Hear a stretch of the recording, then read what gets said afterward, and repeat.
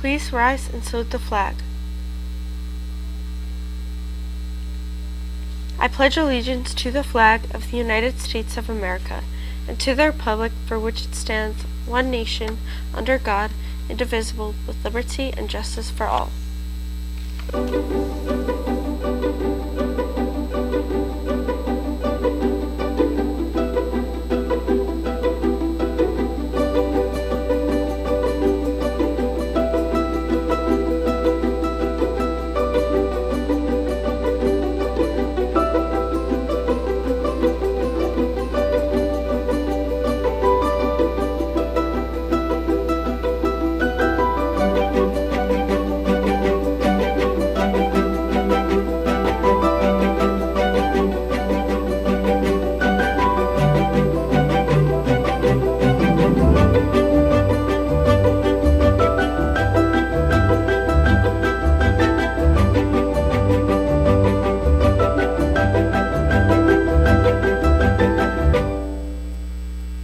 Good morning and welcome to RPtv.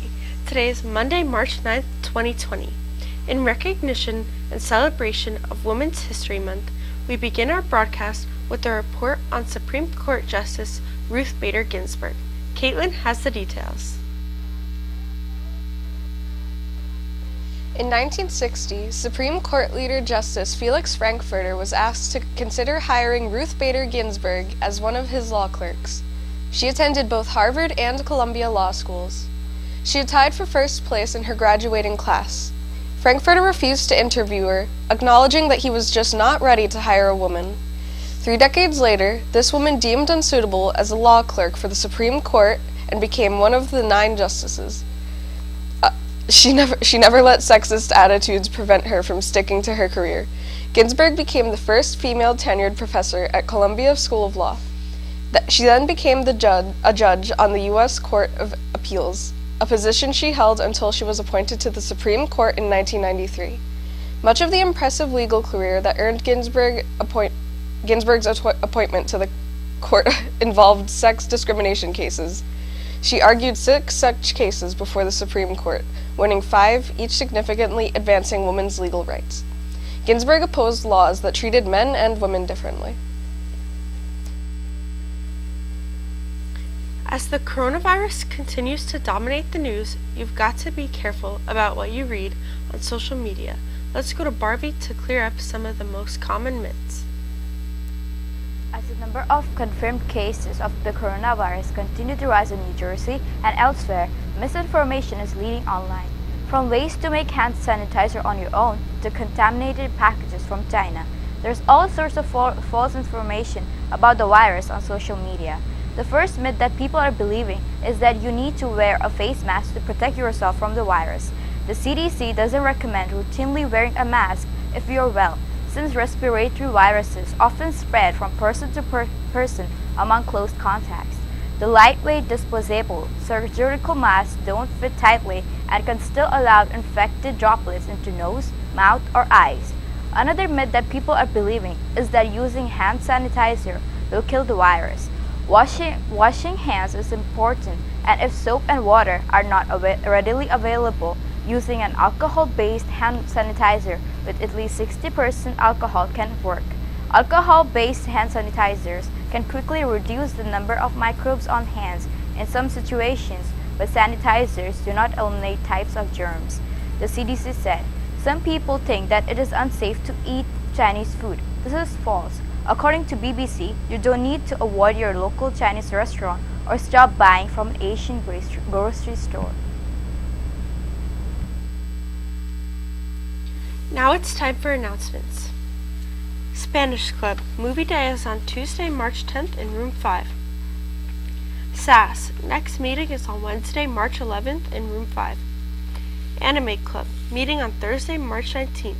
All students are welcome in room 105 after school.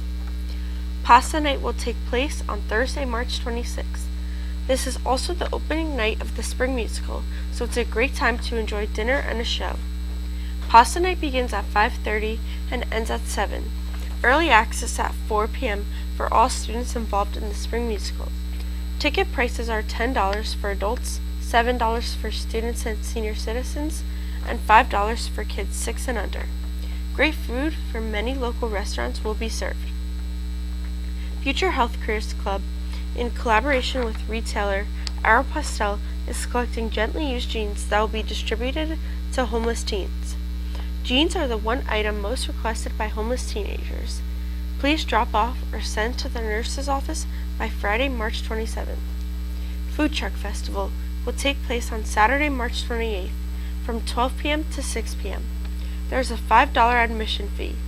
Food Truck Art Club and National Art Honor Society meeting Fridays after school in room 102. We are working on projects and exploring new media. Join us.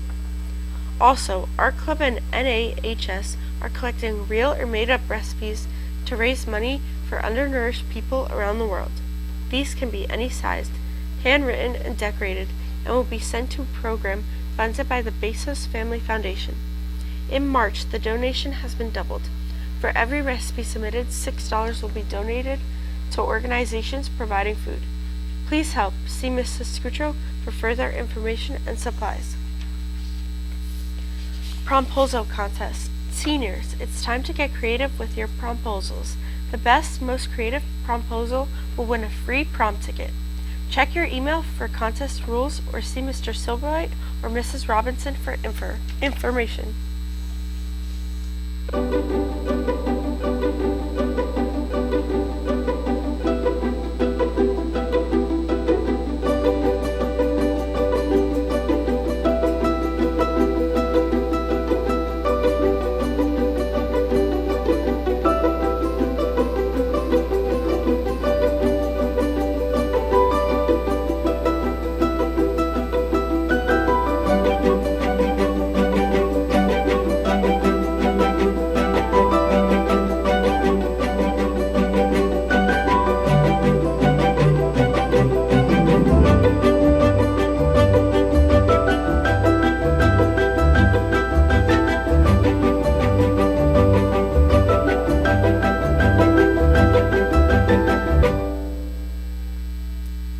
Usually, our strange news stories originate in Florida, but this next one comes from New Mexico, and it involves a skeleton. Let's go back to Caitlin for that story. Diana Hoggrebe, a New Mexico woman, is facing a larceny charge because she stole her neighbor's anatomical skeleton because it was allegedly making offensive gestures as well. Hoggrebe said she stole the skeleton because the skeleton was supposedly flipping her the bird, and she was offended by the gesture. She also did it because her and her neighbor have been in a month-long feud with each other because her neighbor and her family have supposedly been terrorizing her and others who live in the neighborhood. I just, had to do it, Hoggrebe said. It was like the last straw that broke the camel's back, and I don't know what to do. The skeleton has still not been located, was worth about $1,500, and Hoggrebe refuses to say where it is. But she does admit that what she did was wrong, and she did take the skeleton. Stay tuned, we will be right back.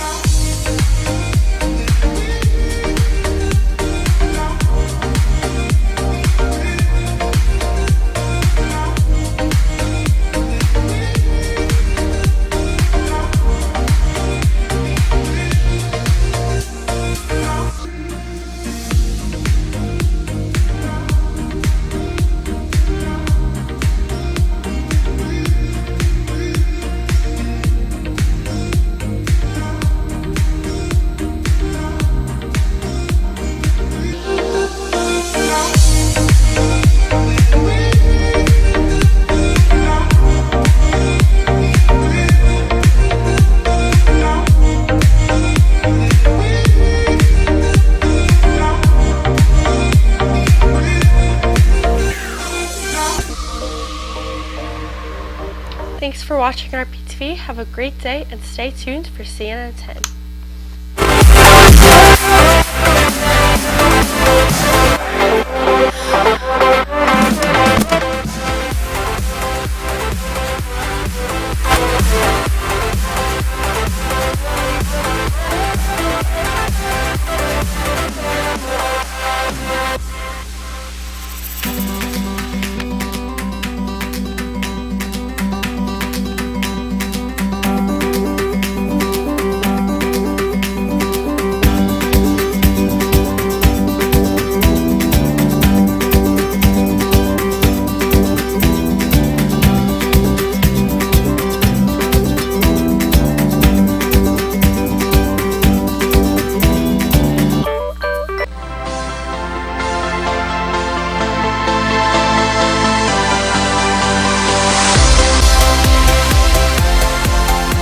Welcome to a special edition of CNN 10. I'm Carl Azus, and today's show puts one high-profile subject in the driver's seat: driverless cars. This means autonomous vehicles, cars that do all of the work of handling themselves without any input from people.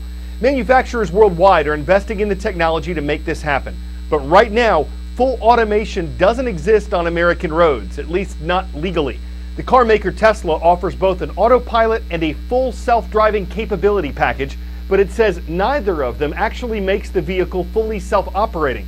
They're intended to be used with a completely attentive driver. The company has investigated a couple incidents in which crashes occurred when the autopilot feature was reportedly enabled. So there are concerns about the safety of this technology. And that includes the fact that it's only possible with computers. What if they lock up or need a reboot like your smartphone? What if they're hacked? Also, privacy advocates have sounded the alarm about your every movement and speed and destination being tracked and logged. Who gets access to that information?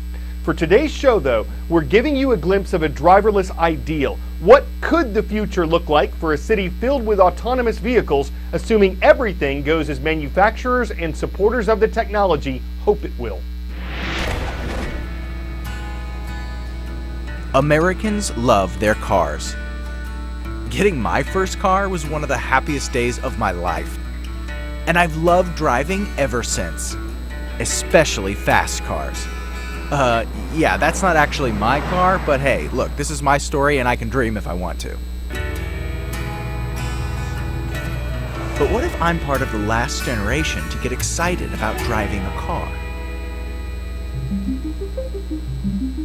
I've spent the past year traveling the country talking to entrepreneurs, engineers, and test drivers who are building the cars of tomorrow.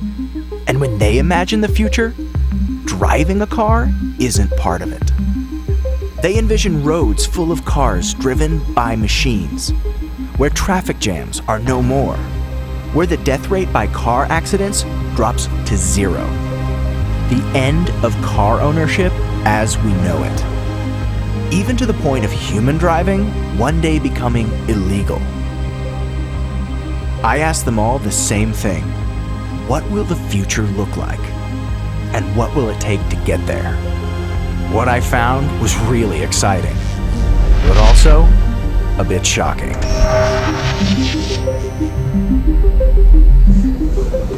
Okay, so as soon as I turn out of this parking lot, I'm gonna engage in self-driving mode. So technically, we don't need a driver in the car. So you and I are basically, in a way, just passengers now. Yes. We're test driving a car powered by autonomous vehicle startup Drive AI on the streets of Northern California. It's one of several companies working to utterly transform how we live. This test car could be the prototype of an automobile that not only takes you out of the driver's seat, but creates a future where you might not need to own a car at all. At least, that's what the people building them think. Ownership will probably be abandoned. We mostly have cars that we summon on our phone. The car will come empty to us and pick us up, and we get inside in front of our office or our house, and it drives us straight to the restaurant, and there's no time wasted with parking. In a world with self-driving cars, the utopia of the future, the only vehicles operating in the city are driverless electric emissionless vehicles. They can position themselves in a state where you or I, hailing one from our smartphone, has one there within a minute. We will look back and say, wow, people own cars to get from this point to that point. Eliminating car ownership would drastically change the way we shape our cities. The thing I'm most excited about is the ability on the street to reallocate space away from the storage of vehicles. Right now, cars sit idle 94.8% of the time. I mean, that's staggering. And I think we could literally close 30-40% of our streets to automobiles. You don't need cars on neighborhood streets anymore.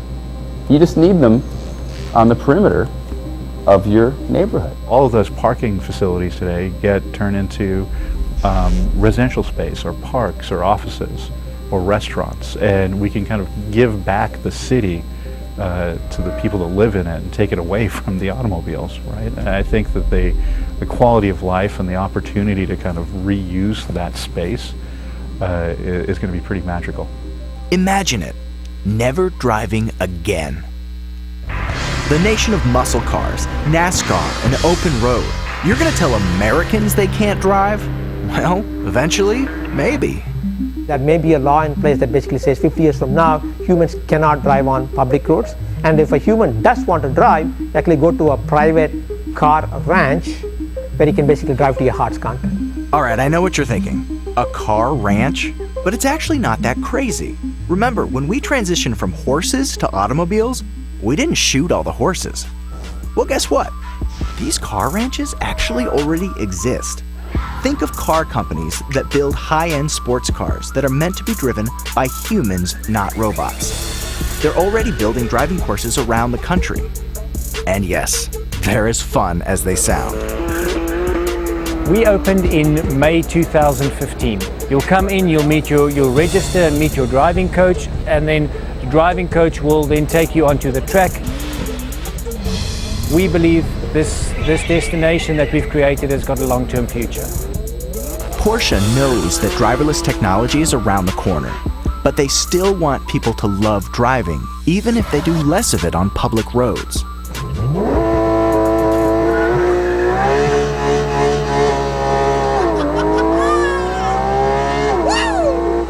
It's like being a kid in a candy store. Yeah, seriously. All right, let's get back to the real world. The rise of car-sharing services has already made people accustomed to the idea of not owning a car. Today, human drivers pick us up when we use Uber or Lyft. But that's not gonna last. Autonomous ride sharing is absolutely coming. It is right around the corner, and you'll see it in pockets at first, and slowly and surely you'll start to see these vehicles all over the place. There is an opportunity on a long enough timeline where we may have a fleet that is fully autonomous. As you start to see people adopt to transportation as a service, the hope here is that car ownership will slowly decline. The ripple effect of automation on our cities will be felt beyond just cars. Drones will roam the skies making deliveries. And robots, like this one already in Washington, D.C., may bring food orders to your door very soon. In the nation's capital, Starship Technologies delivers food by an automated robot.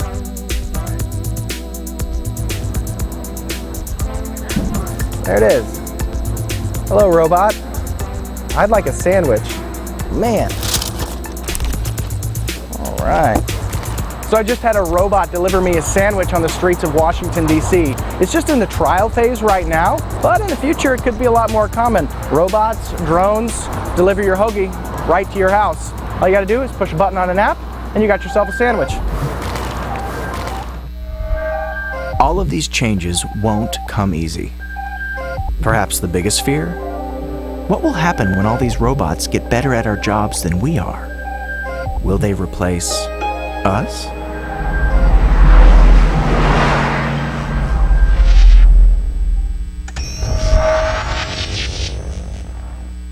Okay, you heard phrases like eliminating car ownership and right around the corner, but you also heard words like prototype and test car. To be clear, experts say a cityscape with fully self-driving cars is likely to be decades away, and whether this would work in the country is another question entirely.